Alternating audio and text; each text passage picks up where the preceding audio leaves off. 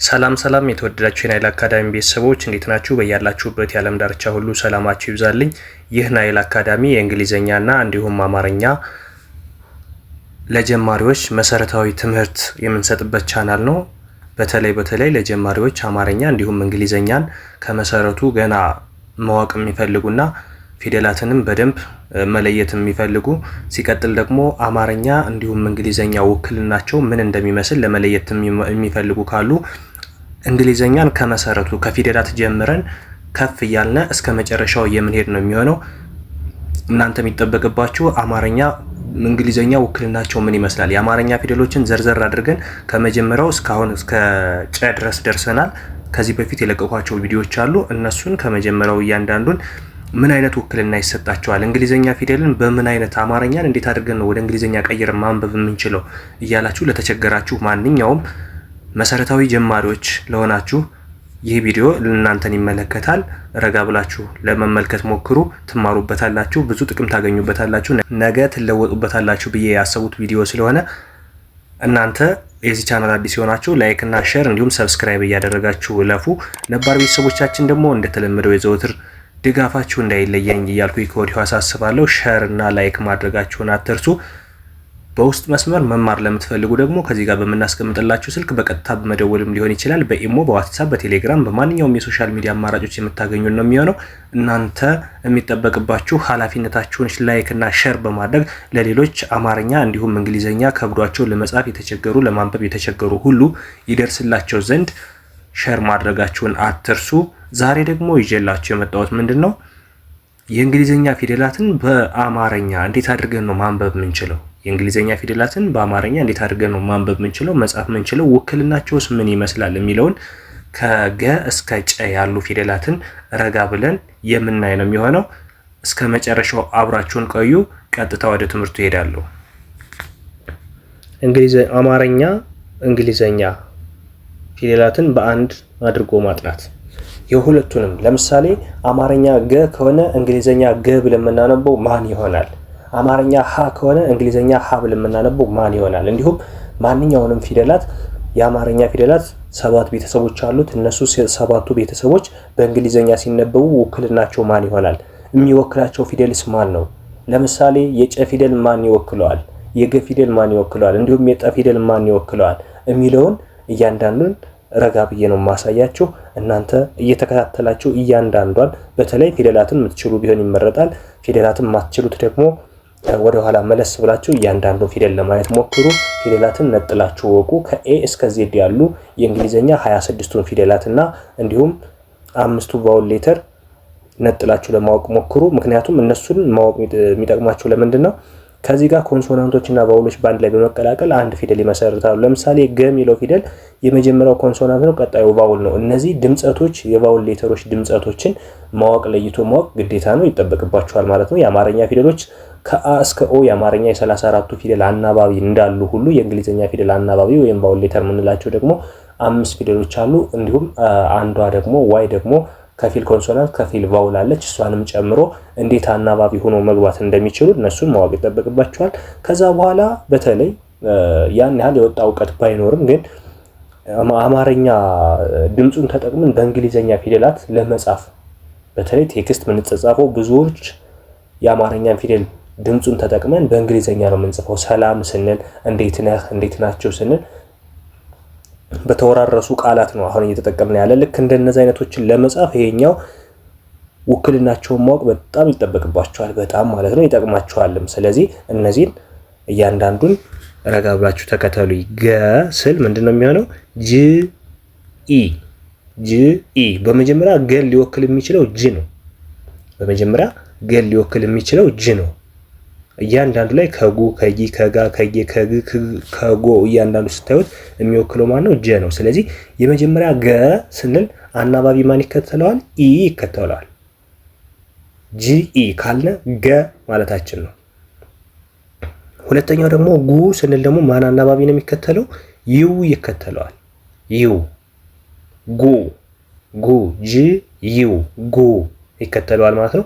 ከዛ ሶስተኛዋ ጊ ደግሞ አይ ይከተላታል። ጊ ስንል ማን ነው የሚከተላት? አይ። ጊ አይ ይከተላታል ማለት ነው። ጋ ስንል ደግሞ አ ስለምንል ኤ ይከተላታል። ኤ አራተኛ ፊደሎች በአማርኛ ሕግ አፋችን ከፍተን ነው የምንጠራቸው። ስለዚህ ጋ ስንል ኤ ሚል ነው የሚከተለው፣ ጋ እንላለን። ጋ። አምስተኛዋ ላይ ስንሄድ ጌ ስንል ደግሞ ኢ ነው የሚከተለው። ጌች ስንል ለምሳሌ ጂኢ ነው የምንለው። ጂኢ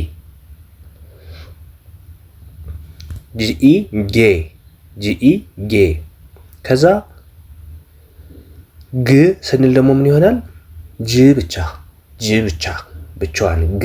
አንዳንዴ አይ ትገባለች እንደ አገባባቸው፣ አንዳንዴ አይ ልናስገባ እንችላለን። ብዙ ጊዜ ግን ጅ ብቻ ግ ብለን እንጠራታለን። ከዛ ጎ ስንል ደግሞ ምንድነው የሚሆነው? ጂኦ እንላለን። ጎ ማለት ነው። ጎ ግ ጌ ጋ ጊ ጉ ገ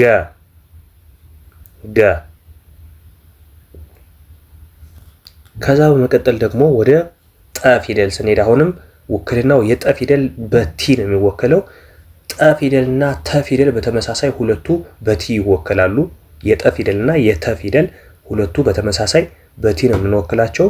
ቲ ይኸው እንደምታዩት መጀመሪያ ላይ ቲ ያለ ያስቀመጥነው ውክልናው የጠ ፊደል ቲ ነው ማለት ነው። ቲ። ስለዚህ ከዚህ ጋር የመጀመሪያ ፊደል ጠ ስንል የሚከተለው ቫውል ሌተር ኢ ነው ማለት ነው። ኢ ተ ወይም ጠ።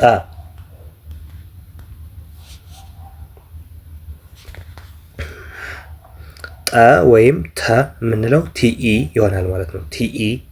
ከዛ ወደ ሁለተኛው ሲሄድ ደግሞ ጡ ስል ደግሞ ምንድነው የሚሆነው? ቲዩ። አናባቢው ማለት ነው ይው ነው ማለት ነው። አናባቢው ይው ነው ማለት ነው። ስለዚህ ጡ እላለሁ። ጡ።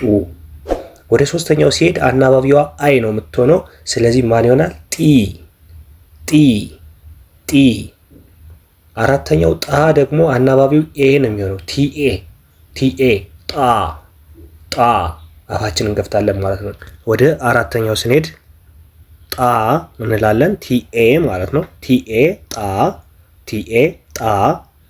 ቲኢ ከሆነ ደግሞ ጠ ወይም ጤ ቴ ወይም ጤ ይሆናል ማለት ነው። ቲኢ ጤ። ስድስተኛዋ ጥ የምትባለዋ ደግሞ ምንድነው የምትሆነው? ት ወይም ጥ። ቲ ብቻዋን ትቆማለች ማለት ነው። ቲ ብቻዋን ትቆማለች። ጥ እንላታለን። የመጨረሻዋ ጦ ወይም ቶ ደግሞ ቲኦ። ጦ ወይም ቶ ቲኦ። ጦ ወይም ቶ ቲኦ ይሆናል ማለት ነው። ቲኦ። ቶ ወይም ጦ። ጥ ወይም ት። ጤ ወይም ቴ። ጣ ወይም ታ። ጢ ወይም ቲ። ጡ ወይም ቱ። ጠ ወይም ተ ብለን ልንወክላቸው እንችላለን ማለት ነው። ልንወክላቸው እንችላለን። ከዚህ በመቀጠል ደግሞ ምንድነው የሚሆነው? የጨ ፊደል ነው።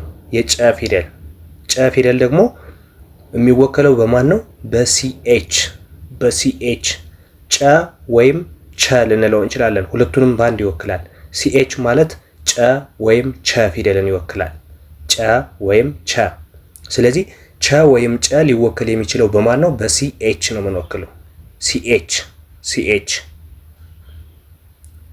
ስለዚህ ሲኤች ከወከል ነው የመጀመሪያው ጨ ስንል ማን ይከተለዋል? ቫውል ሌተር ኢ ይከተለዋል። ኢ ቫውል ሌተር ይከተለዋል። ስለዚህ ጨ እንላለን። ሁለተኛው ጩ ስንል ደግሞ ዩ ይከተለዋል። ሲኤች ዩ። ቹ ወይም ጩ ልንለው እንችላለን። ቹ ወይም ጩ። ሲኤች አይ ካልነ ደግሞ ጪ ወይም ቺ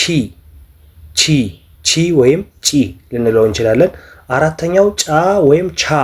ሲኤች ኤ ካልነ አራተኛው ጫ ወይም ቻ ይሆናል ማለት ነው። አምስተኛው ደግሞ ጬ ቀለበት ያላቸው ፊደሎች ጬ ወይም ቼ። ሲኤች ኢ ጬ ወይም ቼ። ከዛ ወደ ስድስተኛው ስንሄድ ደግሞ ጭ ወይም ች ሲኤች ይሆናል ማለት ነው። ጭ ወይም ች ሲኤች። ጮ ደግሞ ምን ይሆናል? ሲኤችኦ ሲኤችኦ ጮ ወይም ቾ ጮ ወይም ቾ። ሁለቱም በአንድ ስለሚወከሉ ነው። ጠና ተ ቸና ጨ በአንድ ፊደል ነው የሚወከሉ ሁለቱም። ስለዚህ ከዚህ ጋር እንደምታዩት የመጨረሻው ጮ ወይም ቾ ይወክለዋል። ወደኋላ ስንመለስ ጮ ወይም ቾ፣ ጭ ወይም ች፣ ጬ ወይም ቼ፣ ጫ ወይም ቻ፣ ጪ ወይም ቺ፣ ቹ ወይም ጩ፣ ጨ ወይም ቸ ብለን እንወክላቸዋለን ማለት ነው። ከዚህ ጋር የጠና የቸ የጠና የጨ ሁለት ውክልና ነው ያላቸው። ቸና ጨ በአንድ ላይ እንዲሁም ጠና ተ በአንድ ላይ ተመሳሳይ የእንግሊዘኛ ፊደል ውክልና ስላላቸው እነዚህን ሁለቱንም በአንድ መጠቀም ትችላላችሁ ማለት ነው። ጠንና ተን እንዲሁም ጨንና ቸ ተመሳሳይ የፊደል ውክልና ስላላቸው እነሱን በአንድ አድርጋችሁ መጠቀም ትችላላችሁ። ማንኛውም አስተያየት ጥያቄ ካላችሁ ኮሜንት ላይ አስቀምጡልን። በድጋሚ የዚህ ቻናል አዲስ የሆናችሁ ላይክ፣ ሼር እንዲሁም ሰብስክራይብ ማድረጋችሁን አትርሱ። ነባር ቤተሰቦቻችን ደግሞ ላይክ እና ሼር እያደረጋችሁ አማርኛን በእንግሊዘኛ መማር ለሚፈልጉ እንዲሁም አማርኛን አሊያም እንግሊዘኛን መማር ለሚፈልጉ ሁሉ በየአሉበት ሁሉ ሼር እያደረጋችሁ አዳርሱልኝ እያልኩ ከወዲሁ አሳስባለሁ። በውስጥ መስመር መማር ለምትፈልጉ ደግሞ ከዚህ ጋር በማስቀምጥላችሁ ስልክ በቀጥታ በመደወልም ሊሆን ይችላል። በኢሞ፣ በዋትሳፕ፣ በቴሌግራም በማንኛውም የሶሻል ሚዲያ አማራጮች የምታገኙ ነው የሚሆነው። እናንተ የሚጠበቅባችሁ ስልካችን እዚህ ጋር ሴቭ አድርጋችሁ በማንኛውም ሶሻል ሚዲያ ሃሎ ማለት ነው የሚጠበቅባችሁ። ዘወትር እናንተን ለማስተማር ዝግጁ ነን። አብራችሁ ስለነበራችሁ ከልብ እያመሰገንኩ በሌላ ክላስ እስከምንገናኝ እናንተ ላይክ እና ሼር የዘወትር ድጋፋችሁን እንዳይለየኝ እያልኩኝ ከወዲሁ አሳስባለሁ። በሌላ ክላስ እስከምንገናኝ መልካም ጊዜ ተመኘው።